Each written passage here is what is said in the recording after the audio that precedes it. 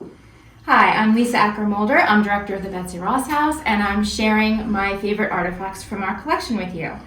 This is my favorite artifact, and this is why I wanted to save this one for last. This artifact tells us so much about Betsy Ross and her third husband, John Claypoole, and it fills in so many gaps that we'd had in their story. This actually surfaced just a few years ago. We never knew this artifact existed, and then it came to us through their family. So this is a cane that belonged to John Claypoole.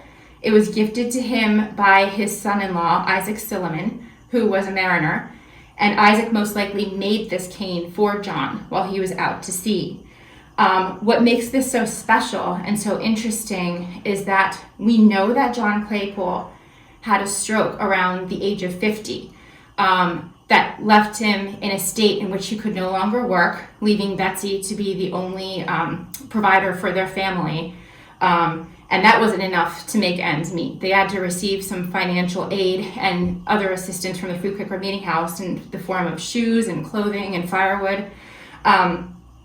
But we didn't know, other than the fact that he couldn't work, we didn't know the extent of the stroke and how it affected him in other ways.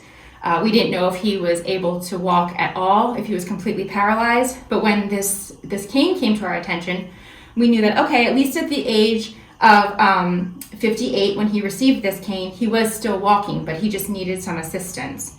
John Claypoole was a Mason, so when Isaac fashioned this cane for him, he put some Masonic symbolism on it. This is a dog head cane. And then he also engraved it with IS for Isaac Silliman to JC, John Claypoole, 1810. What I find really fascinating, and it's still kind of a mystery, is that Isaac felt the need to engrave John Claypoole's address on here. It says number 74 South Front Street. So this is also interesting because it tells us where John and Betsy were living at the time.